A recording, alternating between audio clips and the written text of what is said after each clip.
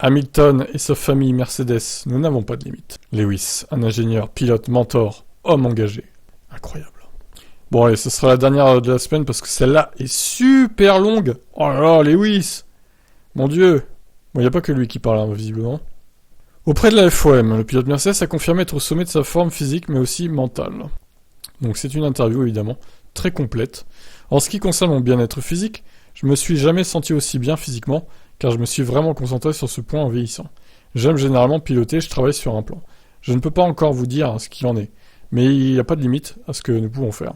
Si Hamilton se sent aussi bien dans sa peau, c'est également grâce à ses projets hors piste avec Mercedes. Je vais être créatif et continuer à faire toutes les autres choses que j'ai l'occasion de faire. Je peux être moi-même dans cette équipe. Et le soutien de Mercedes a été incroyable depuis le premier jour.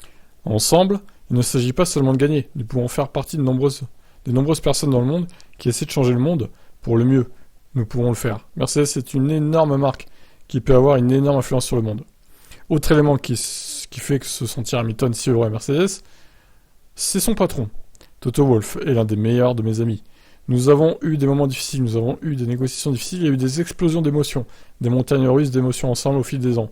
Mais nous sommes comme une famille. Je veux ce qu'il y a de mieux pour lui, il veut ce qu'il y a de mieux pour moi. Nous pouvons toujours prendre le téléphone et parler de tout ce que nous voulons. Nos valeurs sont les mêmes et nos objectifs sont les mêmes. Pour la marque, pour aider cette équipe à se développer et à atteindre ses objectifs. Hamilton s'impose également une discipline de fer pour tenir durant les nombreux week-ends de Grand Prix. J'essaie d'utiliser tout mon temps et la partie la plus calme de ma journée, en particulier lors des Grands Prix, c'est la fin de la journée, car il n'y a personne autour de moi, et c'est là que je n'ai pas de distraction. Je peux passer en revue les données, je suis en contact permanent avec l'équipe de simulation à l'usine. Donc pendant que ça fonctionne, je suis capable d'avoir des interactions en direct avec le pilote qui est sur la piste. Je mange sur la piste, je suis épuisé une fois que j'ai terminé. Je commence à me détendre à la fin, je rentre à l'hôtel, et il y a peu de temps entre le coucher et le réveil, c'est ce que j'aime. Je n'ai pas envie de finir tôt ici et d'aller dîner. Je n'ai aucune envie d'aller dîner et de perdre du temps à jacasser. Je suis ici pour une seule raison, c'est de gagner des courses. Pour moi, cela, le dîner, les autres événements, etc., est une distraction. Alors je ne fais pas ça souvent, voire jamais. Eh ben dis donc, Lewis le robot, la machine, Terminator quoi. Hamilton a eu pourtant un poil à gratter, bien plus jeune que lui, en la personne de Russell qui a remplacé Bottas. L'arrivée de Russell aurait pu apparaître comme une passation de pouvoir, se passant possiblement sous tension. Il n'en est rien. Et Lewis travaille pour le moment en très bonne intelligence avec son équipier. En ce qui concerne l'arrivée de George, il était l'un des plus jeunes pilotes Mercedes. Il s'asseyait derrière nous lors des briefings et de l'ingénierie auparavant, donc il connaît le processus. Il arrive et s'intègre, il sait à quoi s'attendre. Et de mon côté, j'ai juste essayé d'être aussi accueillant et de l'inclure, en essayant de communiquer beaucoup sur la voiture. Qu'est-ce que je peux tester ? Qu'est-ce que vous pouvez tester pour nous amener là où on veut ? J'essaie simplement de travailler avec lui, comme je l'ai fait auparavant avec Valtteri. Quand vous ajoutez de nouvelles personnes, il faut du temps, pour que tout le monde se mette dans le rythme. Mais il a fait un travail incroyable. Nous avons trouvé entre nous un rythme assez décent. Très tôt, et nous continuons à travailler sur tous les points faibles pour continuer à être sur ce rythme. Allez, dernière partie, l'ingénieur, Lewis Hamilton. Eh oui, il fait tout, Lewis. Les anti-Hamilton vont haïr cet article, hein, clairement. Pour autant, même au sommet de sa forme, Lewis Hamilton ne peut pas lutter pour les victoires à la régulière. Tant la Mercedes est une déception, la Mercedes 2022, et tant la Red Bull de Verstappen est solide. Beaucoup reste encore à faire, et le Britannique le sait. La pente que nous devons gravir est énorme. Pour nous, il est important d'imaginer que c'est la montagne la plus grande, la plus raide et la plus difficile à gravir. Parce que si vous pensez que ce sera une colline normale, vous n'atteindrez pas vos objectifs. Il faut penser que c'est l'ascension la plus difficile que l'on puisse imaginer, ce qui signifie qu'il faut creuser profondément.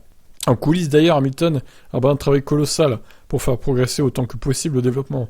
Il raconte ce travail de l'ombre. Il avait notamment expérimenté des réglages originaux en début d'année pour essayer de percer le mystère de cette W13.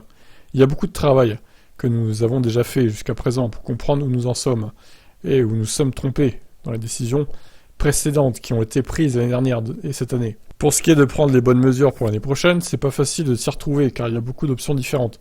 Mais la communication est ce sur quoi j'essaie de travailler avec tout le monde, en m'assurant qu'il n'y ait pas de malentendus sur ce que je ressens dans la voiture et ce que je veux dans la voiture et en m'assurant que nous créons continuellement un dialogue. Ces jours-ci, je me suis assis avec Chauvelin et Ron Meadows et Mike Elliott en posant simplement des questions. Voilà ce qui me préoccupe, voilà ce qui m'empêche de dormir. Que pouvons-nous faire à ce sujet ? Comment puis-je vous aider à faire mieux, à faire plus ? Il n'y a pas grand-chose qu'on puisse faire, car nous devons faire confiance au processus. Il s'agit de faire savoir aux gens que vous êtes là. Ce n'est pas à eux de se débrouiller seuls, nous allons le faire ensemble. Eh ben, c'était long, hein. Donc voilà, Hamilton, bah écoutez, il fait tout pour revenir au sommet, hein, on peut le dire, je pense, avec son équipe. Maintenant, on verra si ça paye en 2022.